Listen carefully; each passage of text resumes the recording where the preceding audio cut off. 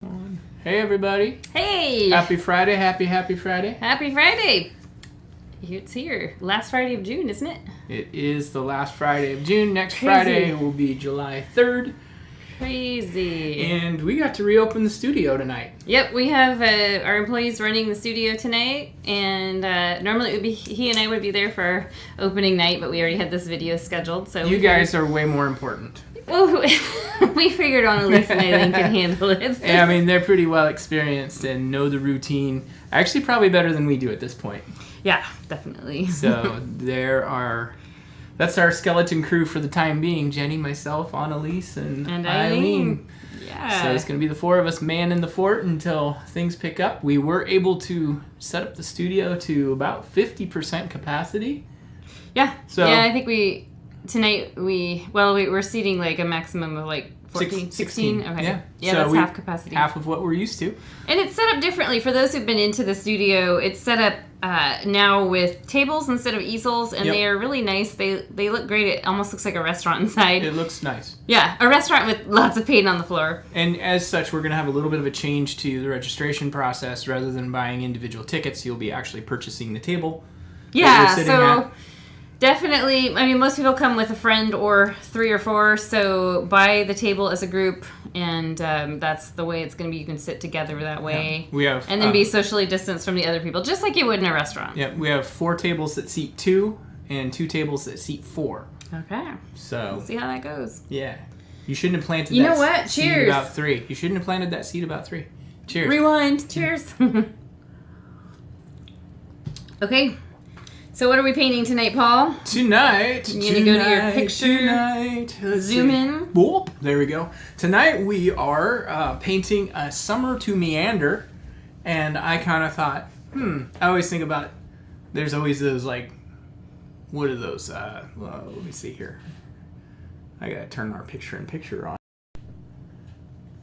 Let us know, guys, there we go. We're back. Anyway. Let us know, too, if there's any weird sound issues or anything. I always think of like there's always those summer festivals called A Summer to Remember and things like that, right? Yeah, I knew that's why you named it that. Yeah, and I thought, well, this looks like a little meandering. This looks really maybe it's. Did I click something? I don't know what you did. What did I do? Oh, it just looks in this monitor. It looks very bright. Like the water looks like it's glowing magically. Let me see if I can turn the light down here. Hey, remember that time, Paul, when it was doing the weird little... Not much I can do about that. Let's not get sidetracked on stuff that doesn't really matter. Sorry. Keep it in check, Jenny. Keep it in check. I'm trying. Yeah. No, and a lot of it is, it does look a little overexposed, but let me see if I can... It might be your LED light. I will talk real quick about the colors we're using. So in your kit, you got your black and white, and then the 3 primary colors, sapphire blue, daffodil yellow, and ruby red, which are just basically primary yellow, primary blue, and primary red. That's our own paint that we just started having made. And it'll be a 3-month supply it'll be June, July, and August. These should supply that amount of projects, but let us know if for whatever reason it doesn't. The dog is trying to get in. The bonus color this month is raw sienna. We do use quite a bit of that throughout this painting. And are you ready to take you've got me all befuddled and flustered now. No, just go ahead. It looks fine. Okay. A little bright, but it's fine. Yeah. For some reason, the GoPro wasn't waking up, so I had to switch back to our other camera, which is why it's probably You used the word befuddled. I did. You do. You have me flustered and befuddled. Anyway. Okay. So anyway, that made me think of those festivals and stuff like that. And then I always this seems like the kind of summer that it'll be nice to really get outdoors and meander around and see what nature holds for us. And, I'm looking forward to that. Yeah. So we came up with this painting, and you just talked about the colors, correct? Yep. Okay. And then you can just mention the supplies for those who are just tuning in for the first time. I don't know where you left off, so just paint. Okay. So brushes and water and you towel. just made this thing. Brushes, water, and towel. All right. Yeah. So obviously we've got our brushes. Most of this painting is done.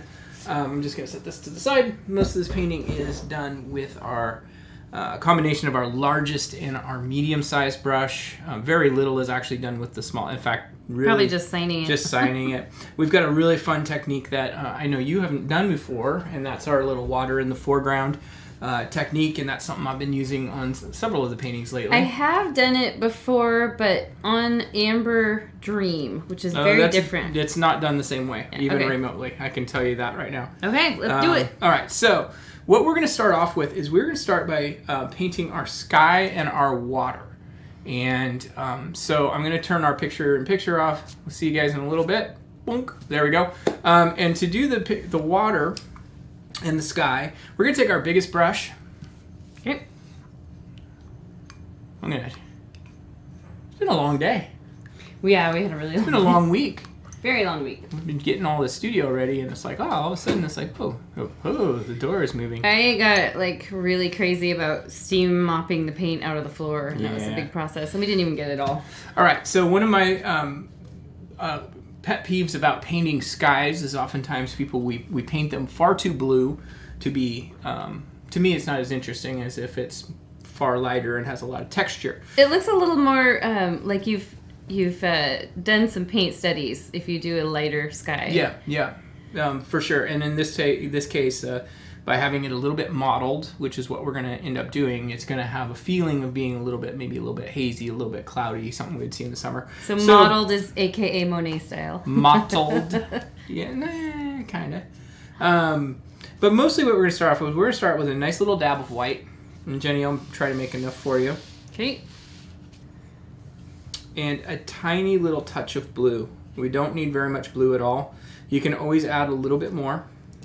By the way, I am partaking in a new beer for the studio. We decided to reset a lot of stuff, and if I could turn it to show the label, if I could turn my can, I'd show it all to you.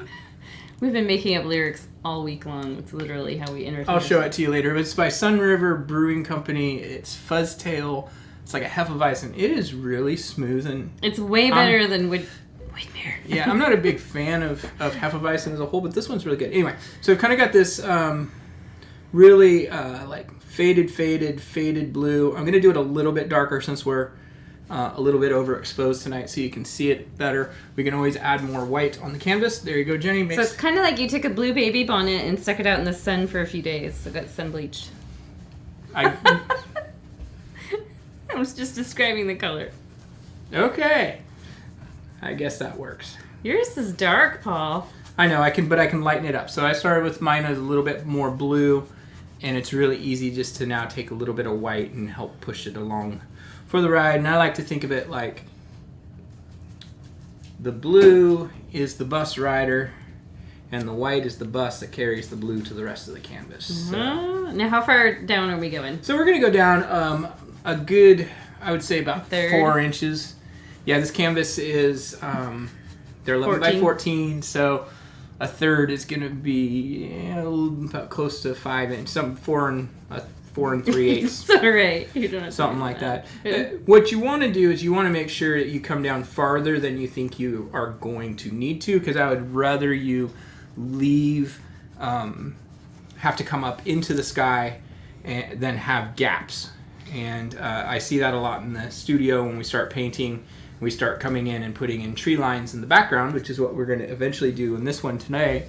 And all of a sudden, I can see some raw canvas here or there because we didn't bring the paint down far enough. So we're just going to do that. And I like to, when I'm doing this, it's really natural for a right-handed painter to always paint at a 45-degree angle like this because... Oops, I'm doing that. That's the way we all do. So our wrist moves, and so I like to sometimes turn my wrist and try to get some... If I could turn my wrist. I'm going to wear the outfit for Halloween. Please, no. Oh my gosh. I just showed Greta, our daughter, that video. Oh, did you really? No, it was on Watch Mojo.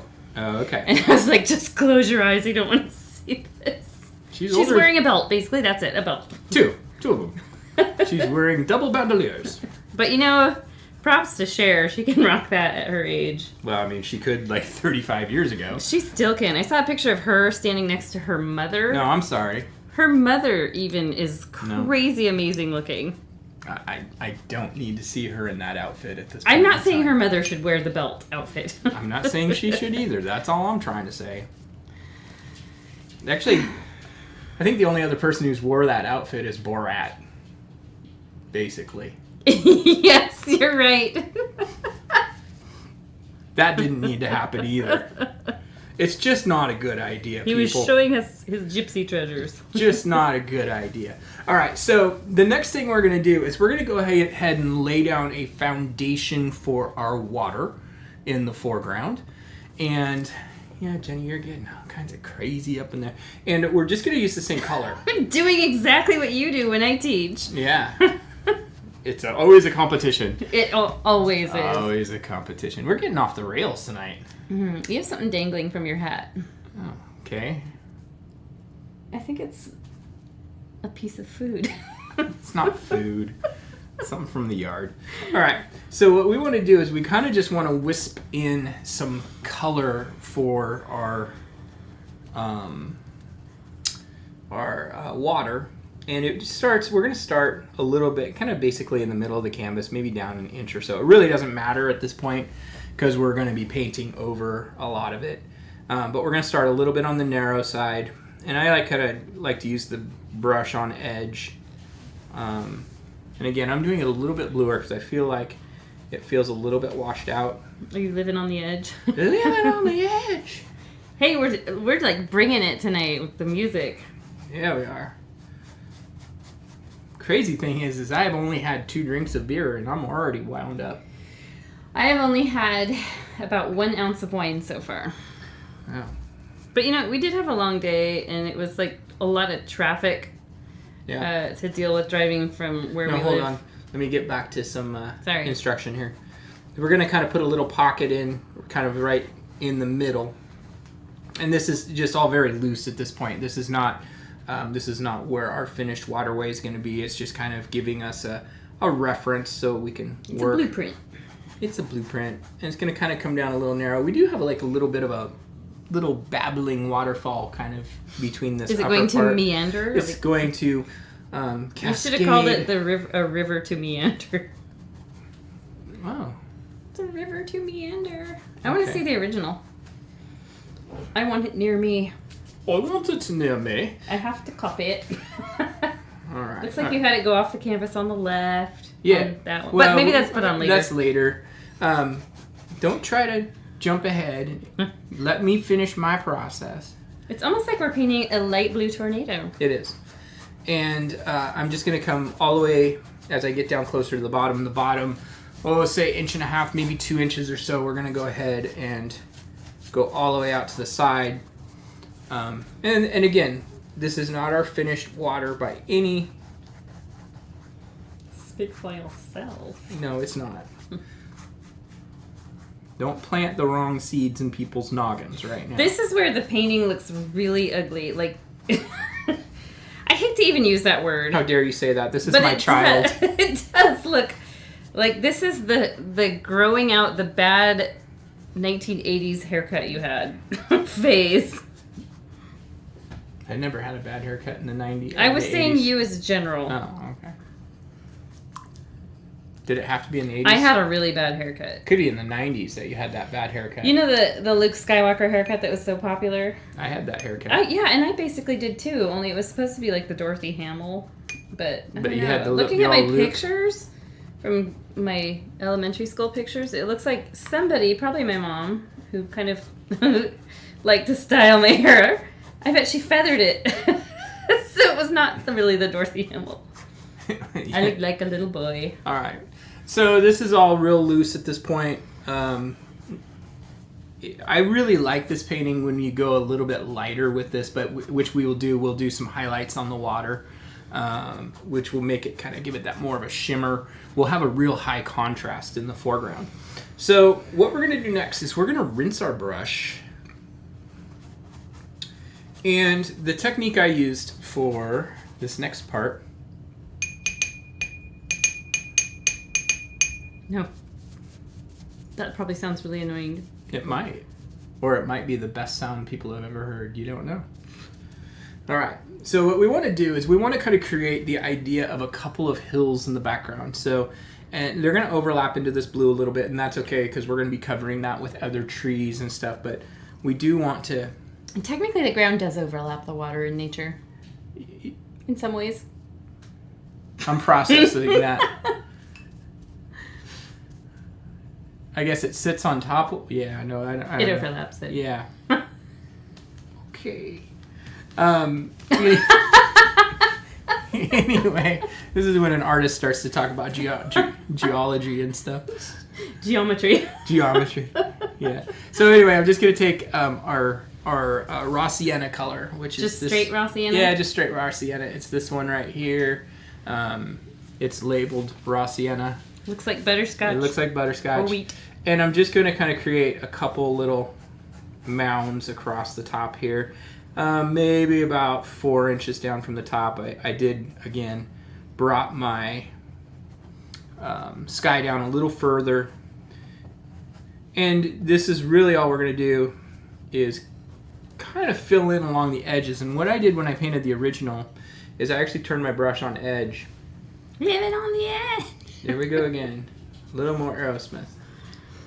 All right, and just kind of wanted to take the brush and give it kind of this choppy kind of texture a little bit.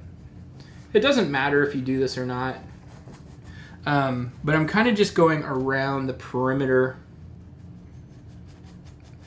real loose, you guys. Really, really, really loose with this. This is not... This painting I really is... And we're not so really worried that you can see through it, right? Because you're going to put trees and stuff there. Yeah, we got other colors and stuff. I don't know that of the original paintings that I've developed for the studio that I've ever done on that is quite this impressionistic. What? For sure? Really? Think about your impressionistic sunset one you had. Which one? Yeah, I'll have to show you a picture. Oh, I know which one you're talking about. So are you are connecting them in the middle? Okay. Yeah, they kind of overlap. Remember your word overlapped a few minutes ago? It kind of looks like one overlaps the other one. Okay. Okay, so we've got a little bit of the blue that shows through. That's okay. But what I want to start doing is using some of our bright yellow, or our dandelion yellow. Daffodil yellow? Daffodil Yellow. Still getting used to the new color names. And I'm just going to start... Do you want me to play around with this LED light? Or is it the ring light? Yeah, I bet it's the ring light. I don't know. I'm going to... You just keep teaching. Maybe that's better. Hold on. I think that's better. I just did it. I just took the direct light off. I think this camera is just absorbing a lot more light. Remember, there's a delay. Oh, that's right. Okay. Yeah. Anyway, so we're just going to blend this daffodil yellow in... On the bottom? Kind of in the middle. This is our bright area in the middle. See, I think this is about... Oh, my phone's showing. Holy, that's embarrassing. Everybody will see your controller. text about the blazers coming through. There are no texts about the blazers happening right You were now. just telling me about basketball today, so I know, figured... but there's no texts about the blazers happening right now. Really? Okay, I'm surprised. I'm busy painting. No, I mean... I see what you're trying to do. You're trying to say I'm distracted while I'm painting. The only thing distracting me right now, sister, is you. It's only because you're so beautiful. Nice save. Yeah. All right. So I'm using this brighter yellow more in the middle. What it does is it brightens up the center part of our painting, which gives it a little bit more. And you're coming right up to the water. Yeah. You let it overlap a little bit. That's making green. That's okay. I actually find that this yellow really covers really well, actually, compared to some of the other yellows we've used in the past. It's because it's our own Go Box brand. That's right, paint. especially formulated for our requests. The other thing you can do is it's okay to take a little tiny bit of white too. And I'm going to do that right now. Just kind of brush that into our wet yellow. And that's where we really kind of get this nice golden wheat color. And it's going to kind of soften everything and cover... It's going to add some opacity. Yeah, opacity. Cover everything. And we just want to basically make sure that when we're done with this part, we have no more white showing of the canvas. So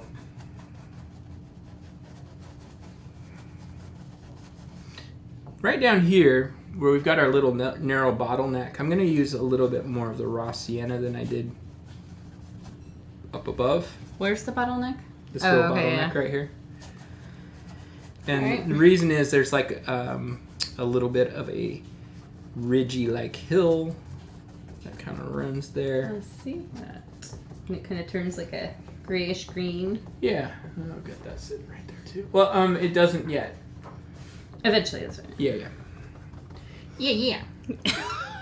If you guys remember the movie that had yeah in it, let us know. Well, I don't even remember it. I remember the... You're killing me, Jen.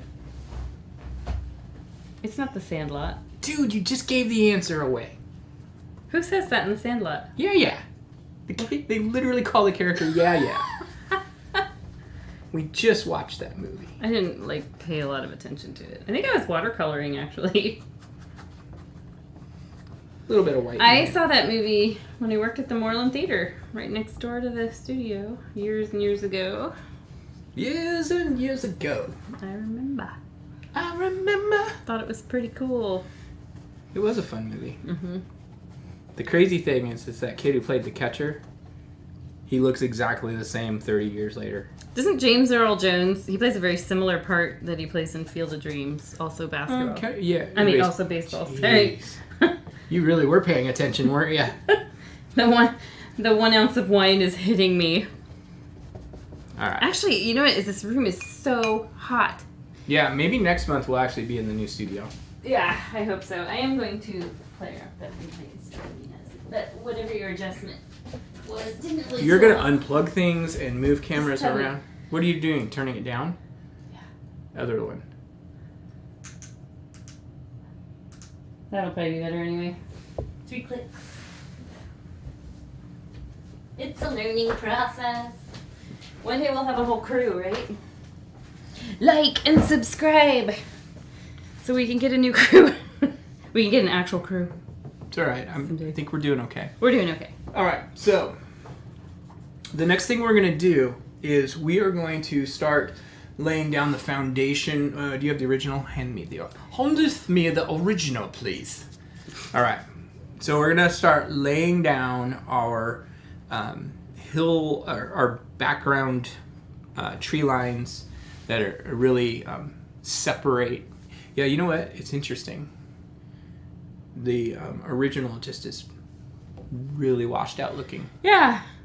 But we're going to create these tree lines in the background that separate the sky from the terrain. Let me try something. A little bit more efficiently. It's not that. That light does not put out enough light to be affecting it. It's just, I think it's the camera. And I'm not going to take time. I'm not going to keep monkeying around with it. It's fine. All right. Because then we have to go back and edit it, and everybody's like, God, these guys are so unprofessional. Look, they just get... We both have ADD, so... Oh, you never admitted that you have it. You always just accused me of having it. I was just taking one for the team right then. All right, so what we're going to mix together is we're going to mix up a little bit of our... Actually, you know what? If you do want to play around with lights... I'll play around with lights. Turn that one off. Oh, this one. This is... I have to be really tall to reach that. Let's see. Is it on this side?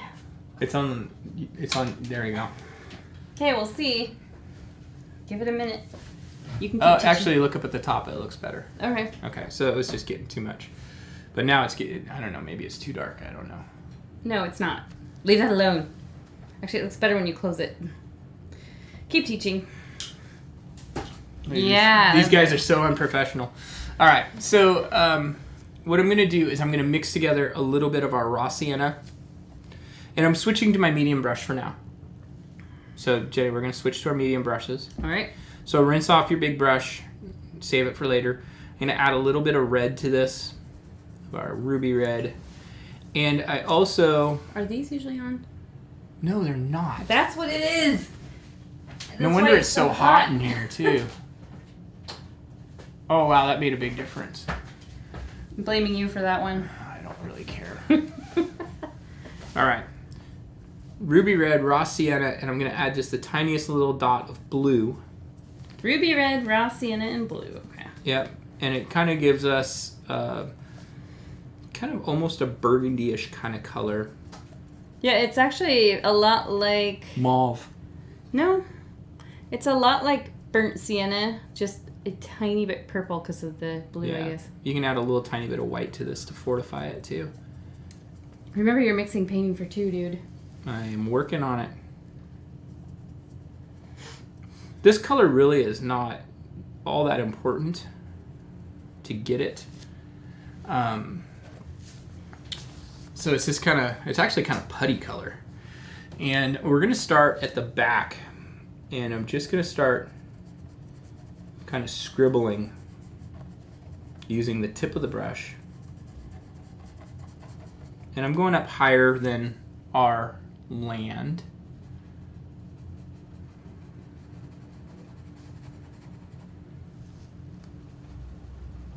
I'm like looking at it too. It's like your blue sky disappeared.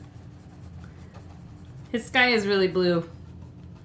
This is so bizarre. It's got to be that document camera.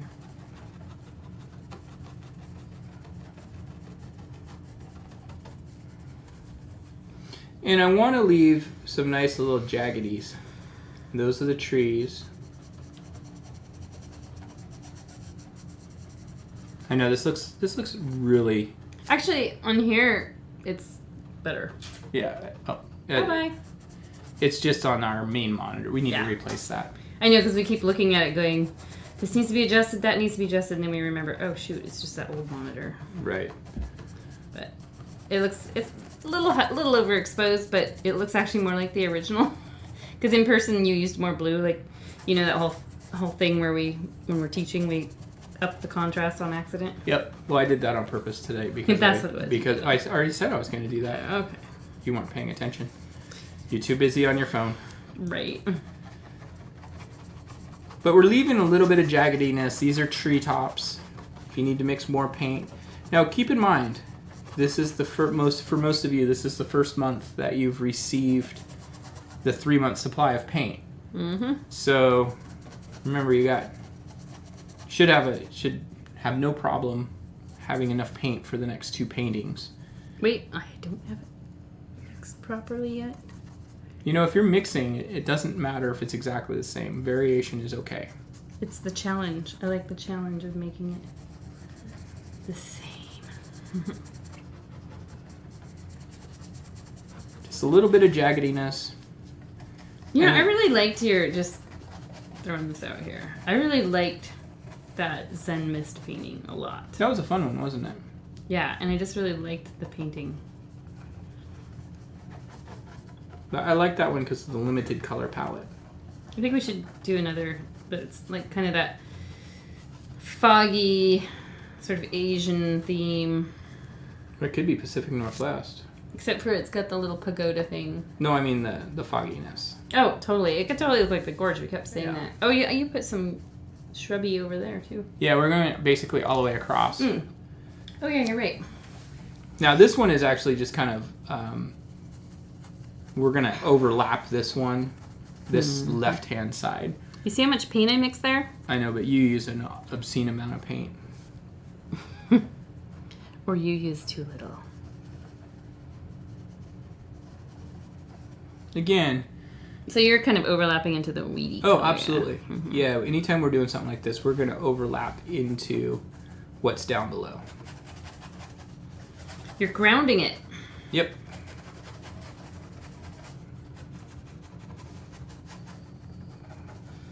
I think that's the key to this, and this using the term grounding is a very good way of to say it.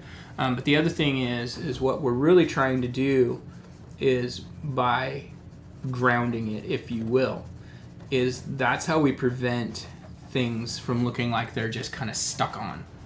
Yeah. It's becoming one with the land. Yeah.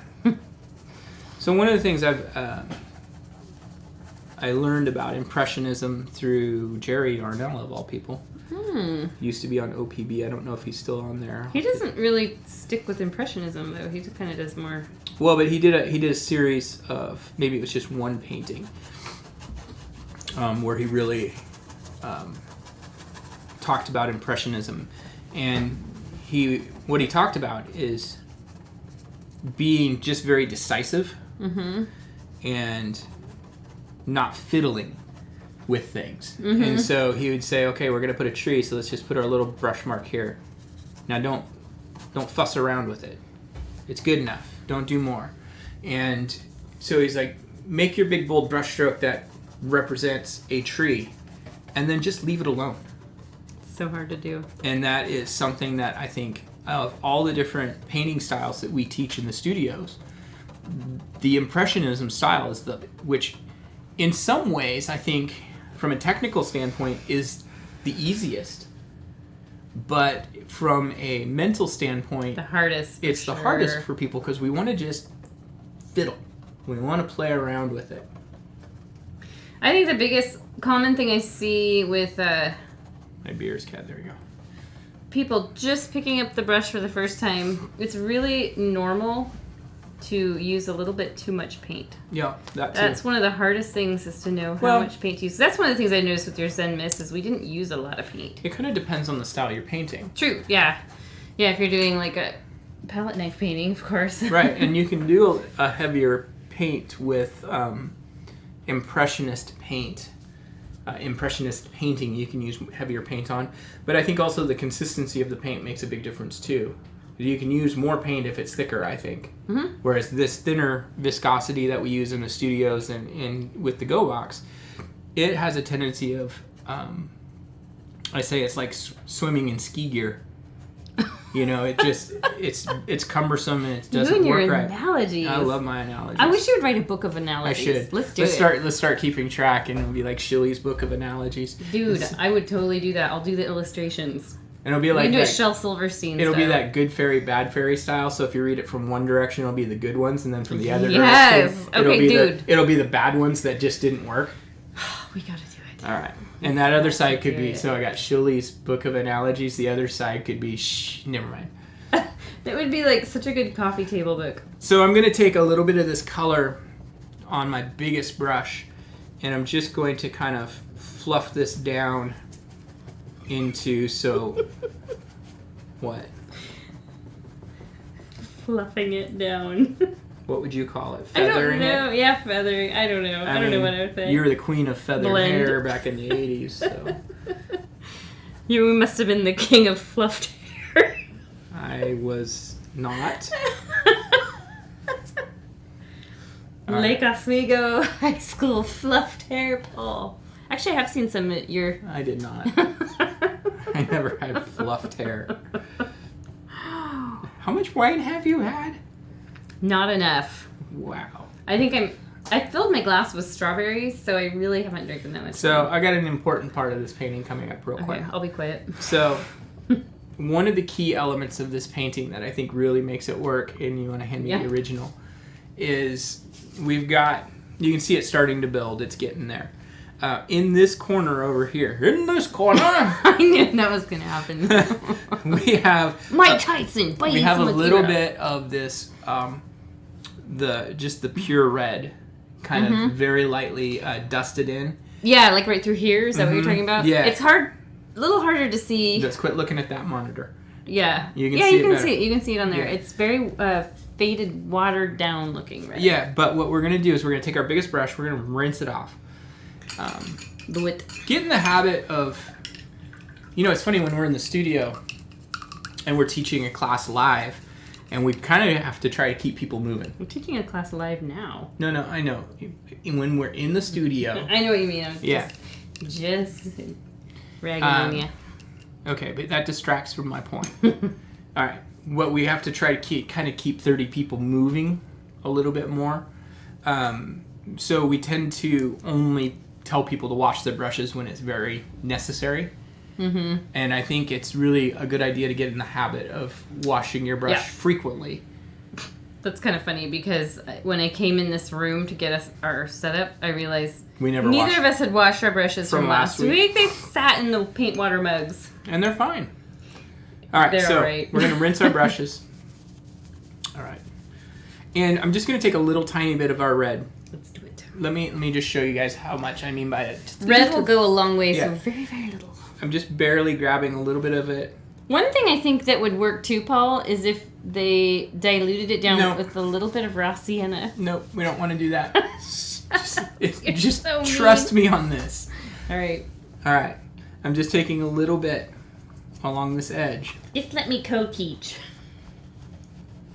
And I just got that little tiny bit.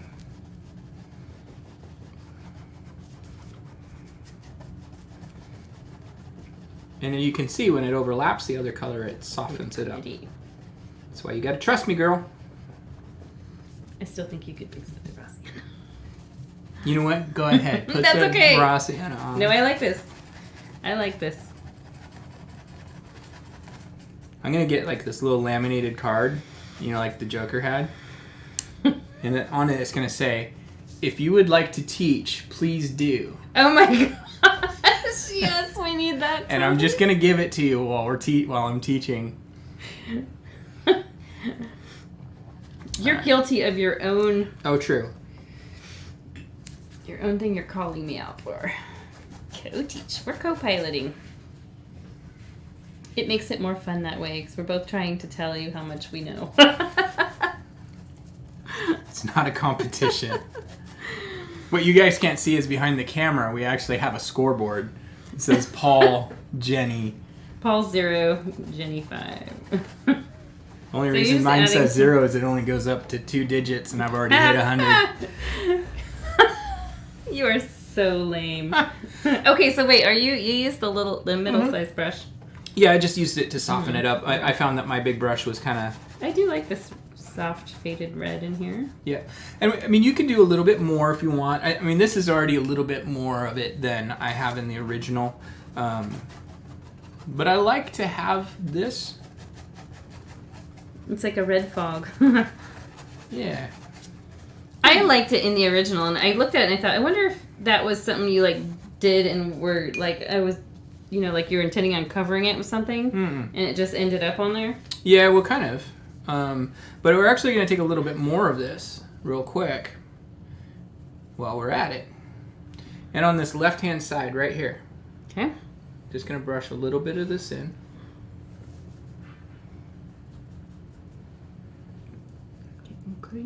Kind of like the bottom edge of our trees. And we're going to soften the bottom edge. Now, this doesn't look like this balances it out good. Yeah, it's not really that readily visible in the finish. Readily. All right, Jenny, come on now. Okay, stay focused here. So who gave you the giggle pills tonight? I've had them all week. You have had them all week. You're just so giddy and excited about the fact that we get to reopen. You can't control yourself. Anyway, what it does is it creates an undertone. I think we're losing watchers. Sorry. All right. What we're doing is we're creating an undertone for our trees that'll warm it up a little bit more. So we don't necessarily want the red to be all that visible on the left side, but we also don't want it to become too cool when we start adding more of the greenish tones that we're going to start adding now. So we're going to work next on this little tree line that comes down. And what we end up with... This? No, that's okay. What we end up with is we've got basically, this is our background trees. These actually could be a little bit smaller. It's okay. Background trees, mid-ground, and then our foreground trees, which are going to kind of come across here and overlap the background, which will kind of make that disappear a little bit. And we want to get progressively a little bit darker as we move forward. Okay. So this is our base tone that we started with. Now we're going to get a little bit darker. Now this, we're just going to kind of use this existing line and cut across. And the color we're going to do is we're going to use our raw sienna. Make enough. Thank you. A little bit of this raw sienna, a little tiny bit of blue. I'm going to bring this into the greenish realm. Yeah, that's actually the same two colors I used to make the green on the rooster for the grass. Yeah. But I'm going to add just a tiny bit of red to it as well. And the red will turn it... kind of a grayish green. Kind of purple. It's kind of this weird nether color. It's kind of purple, it's kind of green, it's kind of gray. Nether color. Yeah. Okay. All right. So now what we're going to want to do on this is we're basically going to mimic our existing trees. Are we painting directly on top of them or just kind Yeah. of, are these additional trees? Well, hold on. Let me finish. Oh, sorry. Yeah. You can brush Sorry. right onto the existing trees a little bit that you've already got. You can add a couple more. But I like to leave a little bit of the back color showing. So you're not being real precise and like perfectly copying it. You're just kind of throwing a little brush stroke where there's a peak for a tree. And as we work our way down to the right, we're going to let this color just kind of... I've got one of those spots that like... It's lifting. Yeah, it just doesn't want to dry. I'm just going to kind of cut across this background so you can see how I did that. And I'm just going to smudge this out. I've got a spot like that too right there, so I'm going to leave that alone.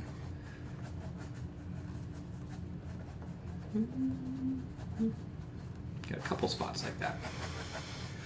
So there you can see it just darkened that up, makes it stand out a little bit more. What you can do too, Jenny, if you're feeling like it, you can take one of these, make it a little bit taller, and you can take this color and you can really carefully just kind of...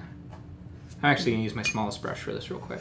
You're going to make some, make it a fir tree? Yeah, you can kind of just...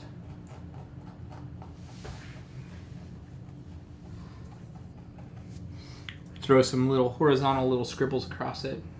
I don't want you to try really hard to make a nice fir tree on this. I mean, that's... It's a blurry distance fir tree. Yeah, and in fact, I don't think the finished painting really has any, super precise fir trees like where, many of you who have been into the Sip and Paint studios or been into our studio, we get really detailed on some of the fir trees, and that's not what we want. We just want this suggestion of that maybe it's a fir tree. We kind of want it to look like you're looking at the woods with your contact lenses out. Yeah, exactly. Well, no, actually, it's kind of a combination of that and the fact that it's just far enough away that we're not going to see detail. Mm-hmm. We're going to see a suggestion. I like it. Okay, so we're going to do our next row of trees, which is going to be on the right-hand side. And... looks like we need to mix a little more color. Yeah, well, we do because we're using a different color. Oh, okay, Yeah. cool. Oh, yeah, they're like a redder, like almost plummy color. Yeah, so what we're going to do is we're going to take that existing color, and we're just going to add a little bit more blue. So that was raw sienna, blue, and a little red. Yeah, we're just going to add a little bit more blue, and we're going to add a little bit more red. And you can make it actually... more purple toned. Yeah, so we're going for a purple, and the raw sienna will actually tone it down so it's not too intense. You can actually add just the tiniest little dot of black if you want to. But really, it's more of this really deep, dark...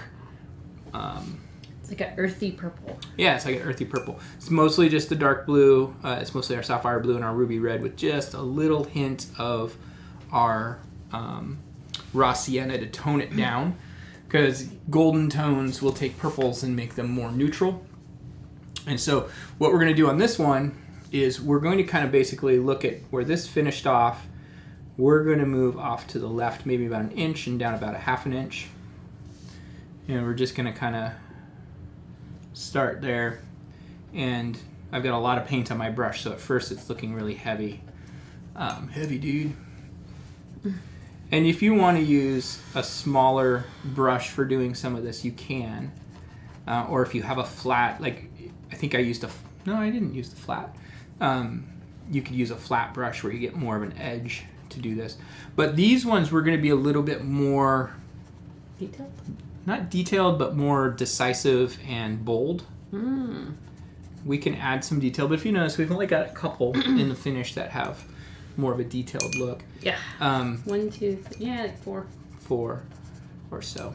One of the things I think is really important in this layer is most of these trees probably should go really close to as tall as our furthest back trees. Why don't we show this?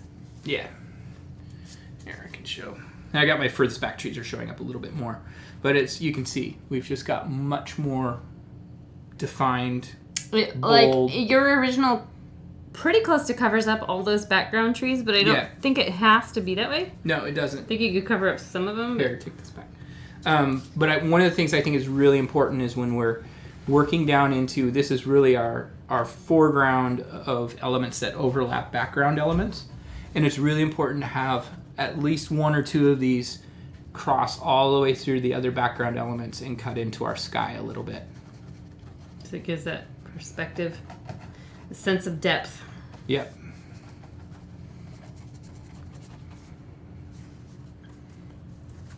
Oh, we're back up to 4 people. Oh, somebody came back. Wine break.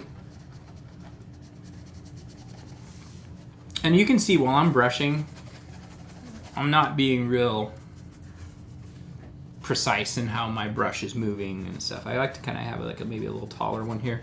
The other thing is I think it's important to have at least one on this right hand side that's taller than what we have on the left. And my hat bill keeps popping into frame, so I'm gonna go 90s style. What did you... I see what happened. The whole top of your hat, look at it. What happened there? Did you like go under something? Were you crawling in a hole? I don't know, maybe. That's funny. I don't even know what It looks like you bumped it against Okay, people don't need to know about it. something. It's really not important. It's a work of art. We'll probably send out a... So wait, stop. This is really important. Okay. At the bottom edge of this, you kind of want to... Did you just shush me? I did, because it was really important that I gave this instruction right now. Alright, I'll forgive you. We want to just kind of fluff this in, smudge it out.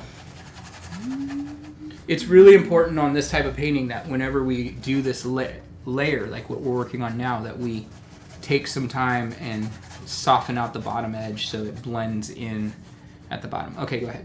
I was going to say, because I know I'll forget this later, we're probably going to send out an email poll type of thing, because we're going to be switching from Friday live tutorials to some other day of the week, just because everything's starting to slowly open up. People are going to be busier on Friday nights. Well, plus we've got a studio. And we've got the studio to run, which will need to be in there teaching. But the studio hours are just weekends. And so that leaves like Monday through Thursday for us to do live videos. So keep that in mind. I'll be sending out some kind of questionnaire. Let us know what day works best for you, and I'll go with the majority vote. So the other thing I'm trying to keep in mind here is, as I'm blending out this bottom edge, I'm trying to keep this feeling fairly horizontal, the bottom edge. And there's a little bit of a downward drift to it, but I don't want it going at real sharp angles, because we want it to maintain this. Mine's a little sharp. You know what I'll do? I'll create a secondary one back here. No, that's not what I'm talking about. Oh. I'm talking about the bottom edge. Okay. Because we the top edge, obviously we've got trees, so it's okay. It's good if it goes up sharp. But the bottom edge, we want to kind of keep fairly flattish. That's how we maintain in our minds this notion that we're looking out across like a prairie or like a field. You can actually create a secondary little finger of land here. We're meandering. Yeah. I don't like what I did here. It looks too... I think it looks fine. I think I went a little heavy, but we'll see. We'll see. All right, and so we can take some of our color too, and just like we did before, add some suggestion of some trees on a couple of these. I love this sawtooth rosé bubbles. So that good. explains a few things. No, like literally, I have not even drank a whole can. Well, that's good. Why is that good? Because a can is a half a bottle. Oh. Wow. Yeah, you're right. It's 2 glasses. Actually, a bottle of wine has more than 4 glasses. It's like 4 3/4 or something. But it depends on how heavy you pour. Depends on how you pour it. We picked up a new boxed wine at the studio, and it's really forever been like, boxed wine, what? Because, I mean, we're like, college age and stuff. It was like, Franzia, it's cheap, and it hits you hard. And then, boxed wine kind of got that reputation. But it's boxed wines have come a long way. My rep has been trying to convince me to carry one forever. And I've always been like, no. It reminded me of high school parties in the forest. I had a more exciting high school years, I guess, than I did. Probably. I got a pitch in the morning. Exactly. Yeah, you had sports. I have to pitch in the morning. You had sports. I had art. So anyway, this Harvest Press wine in the box is very easy, good drinking. I have to say, I really like it a lot. I was pleasantly surprised. Oh, now you can see my big bald forehead popping in with my scraggly hair, so maybe the bill's better. Look. How can you see your... Oh. Is that a spider? Oh my God. Someone needs a shower. You're welcome. And the highlight of tonight's video... Paul's scalp. Make cameo. Cameo by Paul's thin bits of hair. Okay, my hair's we'll not. stop there. My hair's not. Yeah, it's kind of thin. Mostly, it's really fine, like baby hair. So fine and soft. That was funny. Oh, you missed it when it was a big part of it popping in. You're gonna have to go back and edit the video to have like a funny caption. I'll just put like a Goodyear blimp that goes across or something. An emoji. Yeah. All right. great. So okay. This is actually, we're in a really good spot right now, because if you look at where we're at, if I cover this, it really is looking like our finished painting. And it's amazing to me, is like when you see this painting up close and in person. It's messy. It's really, I wouldn't say messy, but it's undefined. Okay, not messy. That was that sounded negative. I'm sorry. It's not messy. Yeah, well, I mean... It's undefined. There's some truth to it being messy. That's not necessarily a bad thing. No, I don't ever think it is. In fact, that's the one part of your style that I have a hard time replicating. That's the part of your style that I like, is because it's hard. I think it's harder for people who've done art to go back to a looser style. Yeah, I think really in our society does not encourage that. No. Just look at the community Facebook forum. Oh, jeez, yeah. All right, what are we doing next? Okay, so the next thing we're going to do, and I'm not following the instructions to speak of, so... Don't just ignore the instructions if you're following the video. Yeah, I mean, what's the point of watching the video as if you're using the instructions? Anyway. Just for the pictures. So... What are we doing? We're going to take now... Nope, take that away. Okay. We're going to take our biggest brush. We're going to kind of go back and we're going to mix up a little bit of our... we're going to take our raw sienna and a little tiny bit of our blue. And I'm not going to worry so much about... I mean, you can add a little touch of red, but we don't really need very much. So what we're going to create next is this little shelf in the foreground. And now you can hand me that painting now if you want. And what I mean by that little shelf in the foreground is we got this little... Look how pretty that looks up there. Oh, I want to be there. let's go. This little area that comes across here, and we can see we've got some water spilling down through here, and we want to kind of give this little bit of a shadow here to feel like it drops from one layer to the next. And I didn't really want this painting to be about like a waterfall. In fact, when I first started painting it, I didn't have a waterfall, but one of the things that I have found is when we're painting... It's more like a water trickle. It's more of a water trickle. But what I found is when we're painting streams that come down towards us, it becomes somewhere in this bottom third where it becomes awkward. Like it feels like it just... Like, are we looking across it? Are we looking down?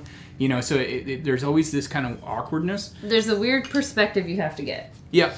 And that's something that I think with a lot of practice you can get it. but this is a good way to get started. While you're talking, go ahead. I'm looking something up to show you. Okay. But this is a nice way to kind of create a shelf to break our painting into basically 3 layers. And so right here at our little bottleneck, about 1/3 of the way up from the bottom of the canvas, I'm just going to take this color that we just mixed. Which that was... it was the raw sienna with a little bit of blue. And possibly a little bit of red. A little tiny bit of red. It's greenish. And what I'm going to do with this is I'm going to go ahead and go right across. Oh, okay. You're going right through where the little trickle will be, okay. Yep. And this is really a really precise technique. It's just... Are you being sarcastic? Yes. You can kind of give it a little flick up so it looks like maybe it's grass. Dude, you need to learn to mix more paint. Okay. You can know how to do it so you can mix more as you go. I don't know if I'll get that right color. Yes. It doesn't have to be exactly the same. And you know what? It's okay for there to be variation as you go because... It's nature. It's the way nature works. It makes it more interesting. I got a little bit more of the reddish tone on there. That's okay. Oh, so you're doing the like little grassy flick thing using the wide side of the brush? Just a little bit of a flick, and it just gives the idea that maybe we're looking at a little lip of grass here. And the other thing I'm going to do, I'm going to go ahead and just kind of... Boy, I got way too much red in that. It's all right, though. You've said there's lots of colors in nature. Yeah. Here, I'll make a little greener version. Yeah, got it. And I'm going to go ahead and just kind of... Oh, wow. You're bringing it all the way across there. Yeah, real loosely. Leave some pockets. Pockets and patches of the water? Yeah, little spots. But try to move... Oh, I got a cramp. Charlie horse, sorry. Oh, nutty. All right.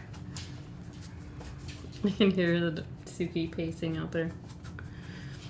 She's like, "Why have you forsaken me?" We've been spending a lot of time out in the living room, family room.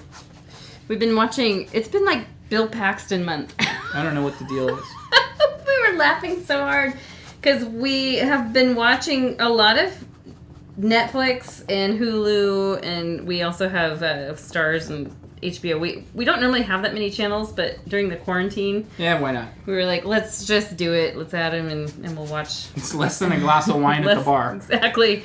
We actually saved a lot of money during quarantine. But anyway, this last night we were laughing about it so hard. It's felt like every single movie we've watched has had Bill Paxton in it. So we did watch Twister. We watched Twister, we watched Weird Science, and we watched Aliens. We've watched Alien series. The trilogy. The trilogy. Yeah. And he's in the second one. So yeah, that's funny. We got a lot of Bill Paxton. What's your favorite role that we've seen? Chet. I think so too. He makes a Science. good bully older brother. I mean, he kind of played the same character in Alien. He did, yeah. He was kind of annoying in that movie because he kept losing his crap. All right. So there we kind of added this foreground. We're going to get darker with that. We're going to get lighter with that. I don't like it. Huh? I don't like mine right now. You're not Yours supposed, looks really you're nice. supposed to set a better example. Yours looks really good. You're supposed to set a better Monet. example and say, I understand that this is a process. I understand this is a process. You're right. I totally am not supposed to say that. So I'm taking now a little bit of raw sienna and white. Okay. And just kind of lightening it up a little bit. Glazing it? Yeah, just really lightly, just kind of side to side. Okay, I like it better. I fixed up a couple brush strokes that were wonky. Yeah. We want that dark undertone, but then we can bring this little bit of lighter on top, and it softens it, but it also enhances the fact that it's darker. Be careful when you're doing this, though, because it can be really easy to get into that mode where you start to lift paint. All right. We're going to leave this alone for a little bit. Well, actually, no, let's not leave it alone. Let's switch brushes. I'm not ready yet. Okay, I'll let you catch up.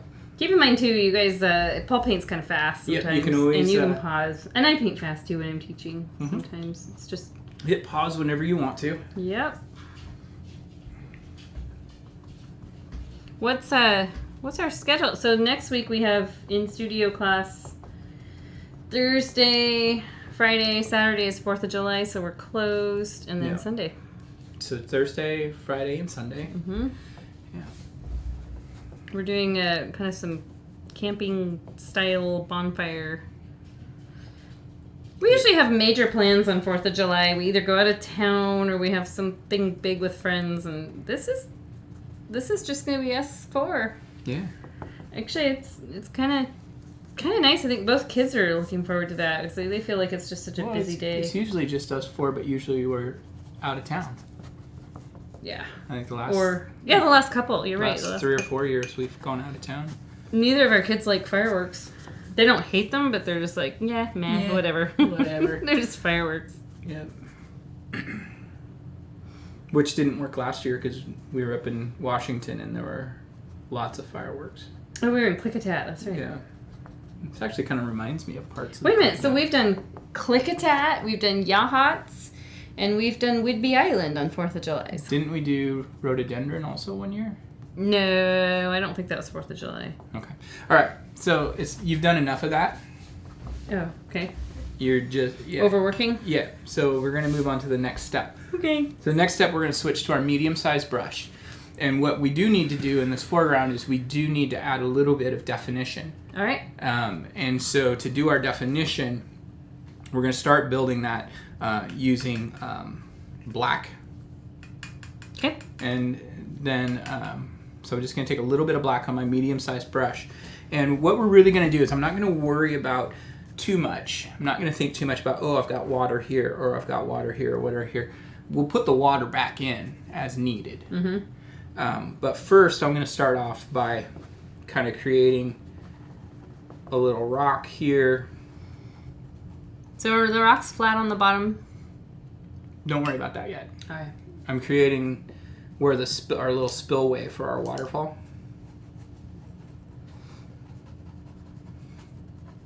And what you can see is I'm kind of just painting the top of the rock. And I'm not painting like a big mound. I'm leaving a little bit of our color that we just painted in showing. Now, this is, this next part, we'll use the black. We'll use this brush first, but we might end up using our bigger brush too. So did you paint right over where the water's going to trickle over? Yep. Okay. So I'm creating a little spillway for the water to trickle over. Okay, then. Let's do it. And I'm being loose with this. I'm not painting real bold, blunt shapes. You guys can see it on the screen. It's a little mound, a little bump. And this is really bumpy. Now this next part is the part that's really kind of how this process builds. Okay. I'm going to take this brush with my black paint, and I'm just going to start kind of scribbling side to side to create our little shoreline.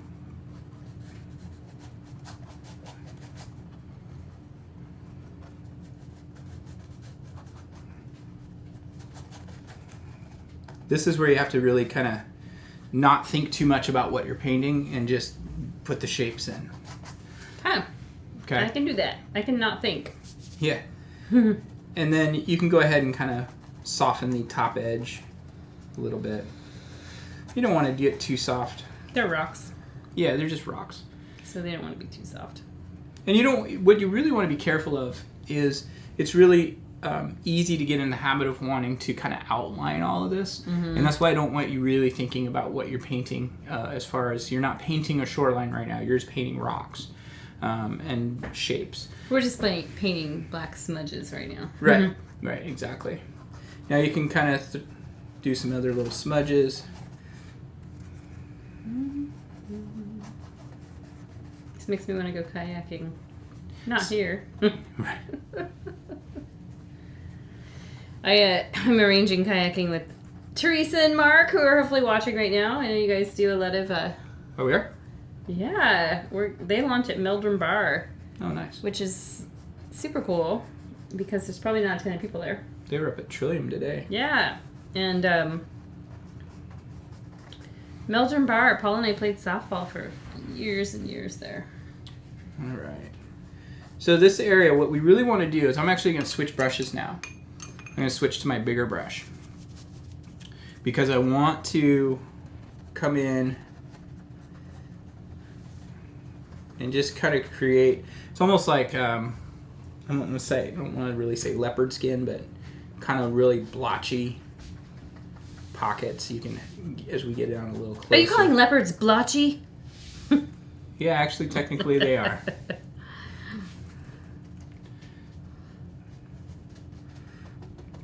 We never finished watching The Tiger King. I think that's okay. Our daughter was not into it. I wasn't really either. I was into it. I felt like it was just... It was kind of like watching a car crash. It was like the entertainment value of it was laughing at other people and their way of life, and I kind of was feeling a little... Well, I mean, I don't know. The one who bothered me the most was Carol Baskins. All right, so you can see I got really a lot of... You did. You went crazy with your leopard skin print. Yeah, you really want to kind of get a lot of this in there, and you can throw little bits up in here too.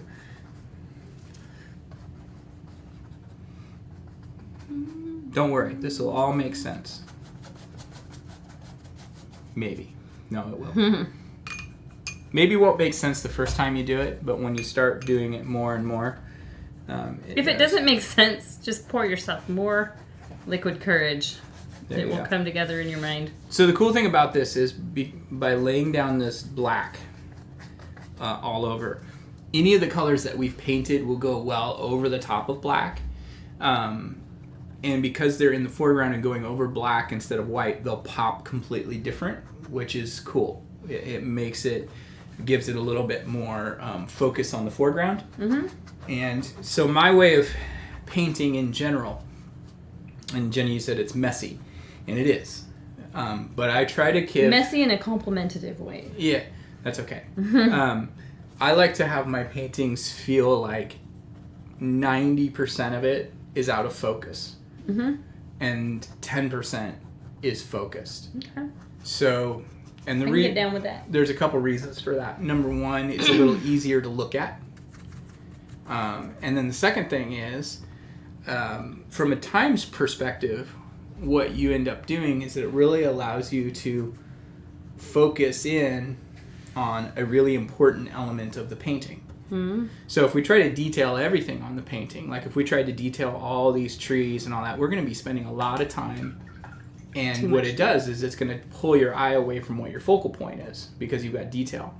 And so what we want to do is we want to kind of like, we want to focus in on this little area right here as being our focal point. The definition, something that's what's the most interesting thing on the canvas to look at, whereas everything else is just there to like support it and complement it. So it allows us to spend our time a little bit more efficiently focused in on just the things that are important.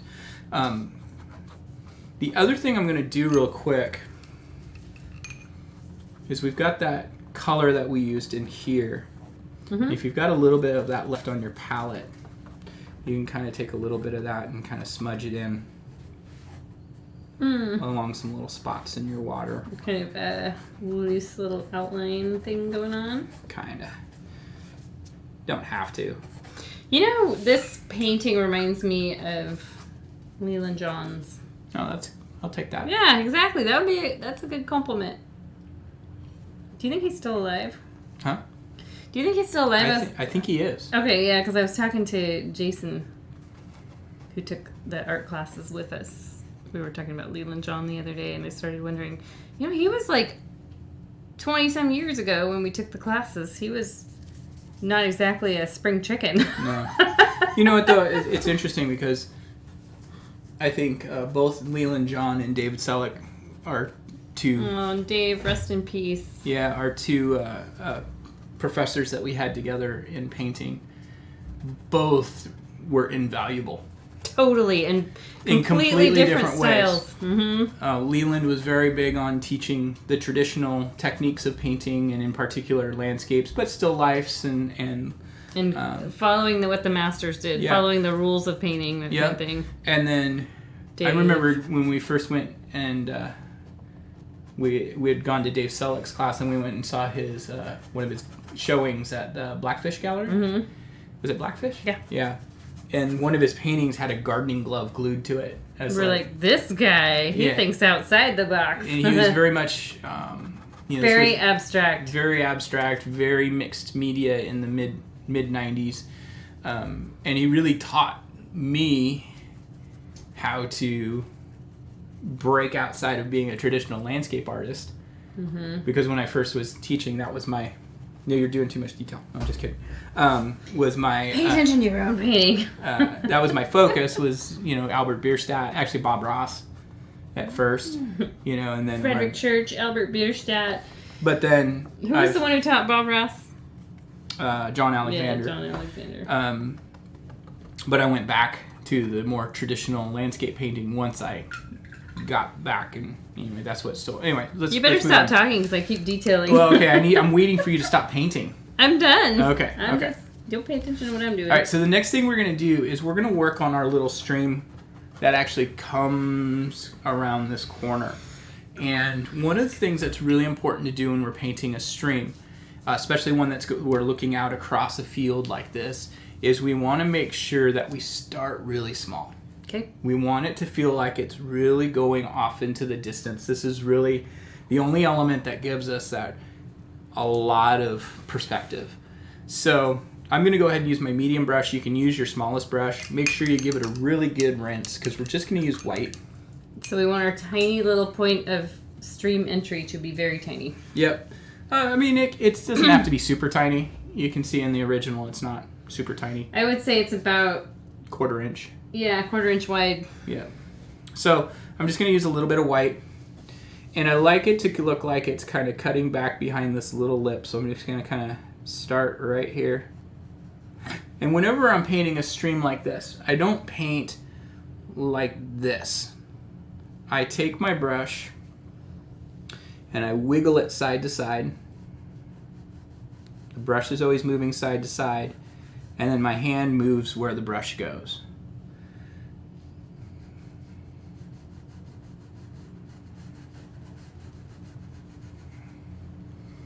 And wiggle it. I just thought of another 80s song. And what that does is when you look across a river or a field and you're looking at a stream, What? It just totally sounded like a Neanderthal there for a minute. But what you see is where the water interacts with the shoreline, you're seeing primarily horizontal planes. Mm-hmm. And because water is horizontal. And so what happens is if we take and we paint down like this, is we get this unnatural curvature that doesn't look right. So it looks like we're looking down on it instead of across. That's what reminds me of a painting I have to show you. So I'm just going to take, and I'm going to use quite a bit of white.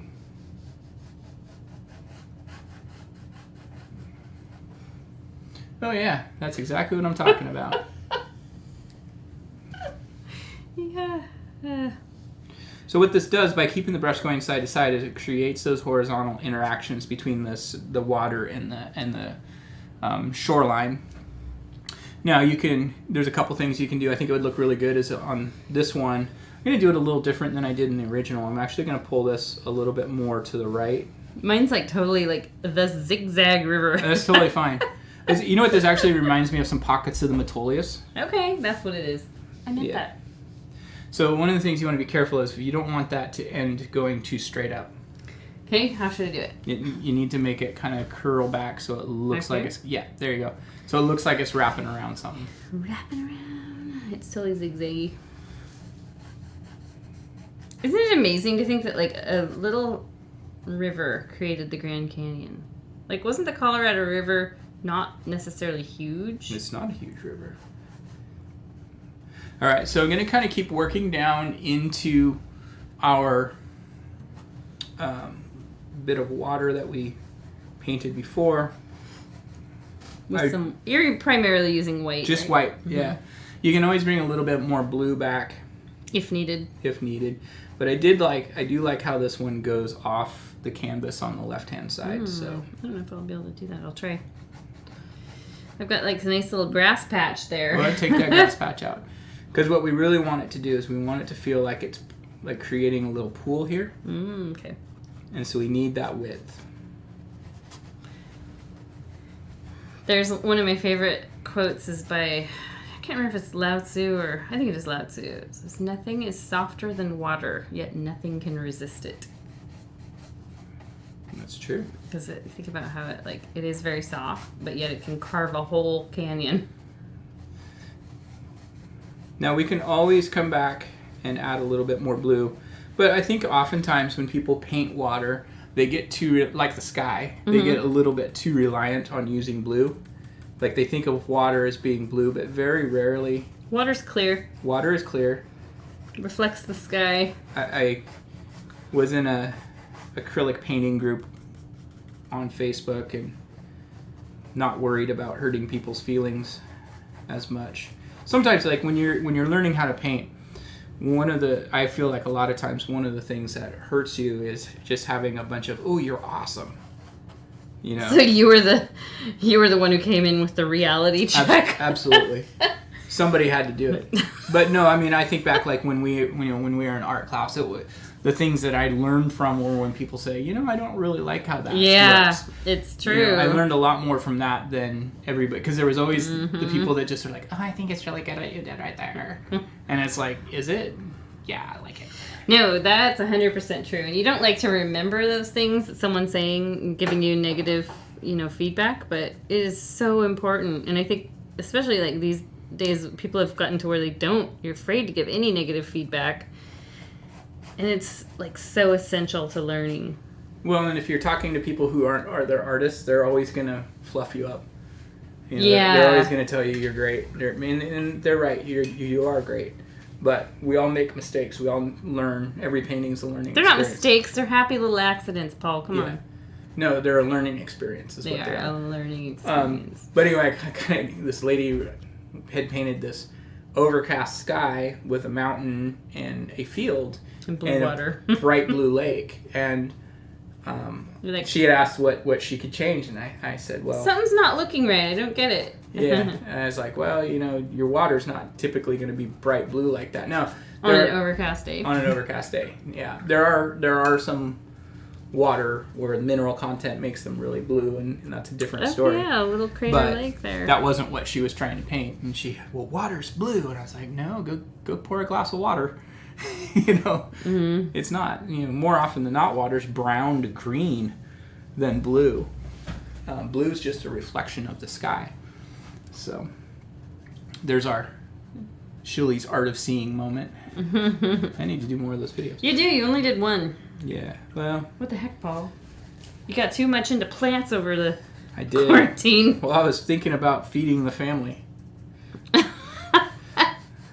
Yeah, Paul created a whole aquaponics garden over quarantine, and we're just getting Roma tomatoes. That's our first veggie that's coming out. So even though he hates tomatoes, I love Roma tomatoes. I got started late too. It wasn't like some people I know had already had started their seeds like back in February. I started in like April. So okay, so what we're gonna do next? Now this is the part that I keep getting this hamstring. Need more water. Oh, here we go. I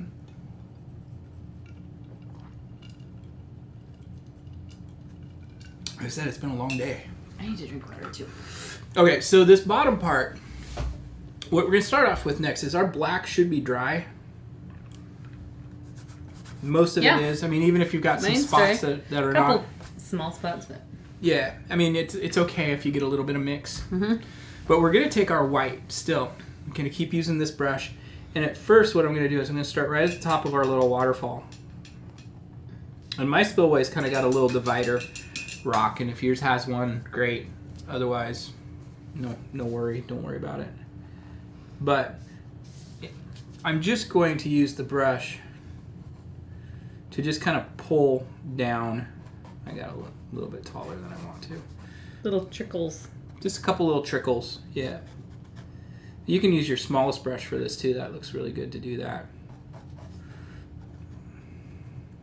And just kind of give it a little horizontal smudgy wiggle down where creates the little effective. There's really not going to be a lot of mist from this because it is small. Not falling from a long distance. Yeah, but it's going to create some disturbance in the water. So this technique is really about putting puddles. So we've laid out our rocky ground, and what we're going to do is we're going to put puddles in the rocks. So, like, I think of it like, okay, we've got this big field of rocks, and we're just going to pour water in and see where it goes. And so at first, and we are going to want to come back and add a little bit of blue in some spots just because our sky is blue. Yeah. But here I've kind of got a little bit of a bigger pool here. So I'm just going to kind of add some smudgy white there. But when we get down further, I'm just going to find some areas where I feel like, oh, the water's coming through here. Let it kind of meander its way through. But you can take a little bit of white, for example, and throw a little smudge. It's interesting, actually. The first time I taught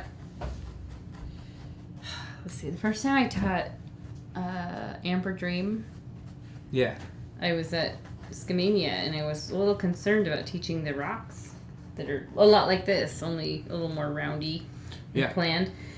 And this is how you taught me to do it. You're like, paint the dark in first and then come in with the water. But like, here's a great example. Like this little spot that I just did right there. It's just a little white smudge. You know, I don't need to do anything more. It's a little tide pool. Kind of. But what we're thinking of is there's little spots that the rocks are hiding and revealing. And it's more about, like, if I look at this up close and versus looking at the monitor, when I look at it up close, I can see it doesn't look like anything. It just looks like blotches and smudges. But when I look up on the monitor, it looks really good. Yeah, actually, I almost like it better than your original. Yeah, well, it's as we keep going, we have the opportunity to kind of create some bigger. And we can always go back and add rocks. Like, I've got a couple spots where I'm like, it wouldn't make sense for water to be like that. Well, like, I've got this little spot right here where I've got, like, it looks like a little shelf coming across again. Well, I can create a couple little. I do like adding bits of the blue in there. It's pretty. Yeah, I can add a little bit of horizontal brush strokes to give the impression that maybe there's another little waterfall there. And a little bit of the blue, yeah. So we lost a lot of the blue. But this is really, and I'm loving how this is turning out. It's really just using this white on top of our rocks. You guys would not believe the Charlie horse I am powering through right now. We're almost done. It's okay. It is like water. Remember that one I had at the bar that one day and it just about knocked me flat? Vaguely. I was running around cursing. Mother of pearl! That's where I'm at right now. Alright, so I do like it to at least feel like it flows off one corner of the canvas. And I'm going to kind of do that on the right hand side. But it's really, it's just this blotchiness. And I almost feel like I'm overdoing it. Yeah, that kind of stuff. I like mine. I actually, this is probably the best water, little rocky area I've ever painted. Well, I think what happens is... Overthinking? Yeah, well, we try to do too much. Again, we try to put so much detail into it. And it really doesn't need a lot. It really doesn't need a lot. I'm going to take a little bit of this blue and just kind of add some light blue in some spots. And again, you can always come back and... Dude, we are literally almost done. We are pretty much done, actually, at this point. Our daughter's going to be happy. She always says that you teach too long. What time is it? What time is it? Let's see. It's not even 9 o'clock yet. 9 o'clock. 8:55. I mean... She wants to watch an anime with us. So, here's the thing, though. It's like, this looks like it would have been a really complicated painting. You know, I was going to say that earlier, and I say this to you every time because this is me just being like, I would never want to teach that. I look at yours and I always say the same thing. You know what it is. It looks too hard. Are you sure you can teach that? Yeah. And Yeah. It's one of those trick things where it looks a lot harder than it actually is. If painting relied on talent to be good, I wouldn't be that good of a painter. What? Why did you say that? Well, I mean, if it's all about like precision techniques and all this like stuff that we think makes good painting, I don't think I'm not very good at painting detailed people. That's why I think we're both good at like doing the go box paintings, because mine are definitely more. I have a tendency to tell myself to loosen up, and yours are way loose. So. Yeah, and if you need to come back and kind of add some, you can go back and add some definition to some of these rocks if you want to. But I don't think you'll want to get too much, because again, I don't know, maybe again it's not the right word, but sometimes when we're working on a painting, we hardly used some of this paint. We didn't use very much paint. We're total wasters. You're the one who set the palette up. That's true. It's me. I totally lost my track. Sorry. Oh, I know. If we're doing something that is, very loose and undefined in the background, we do want to do some definition in the foreground, but if we hyper detail, it feels out of place. Mm-hmm. So we always want to make sure that whatever we're doing makes sense with the other elements on the canvas. And I think the most important takeaway from painting water, if I were to leave you with one thought on leave painting us with a thought. One single thought about painting with water, it is when you paint with water, you want to make sure your brush is moving side to side. Yeah. Unless you're painting a waterfall. Mm-hmm. But you want your brush moving side to side, because when we look at water, what we see is the horizontal planes that create the surface of the water. Because water is perfectly flat. The land is not flat, but the water is. Yeah.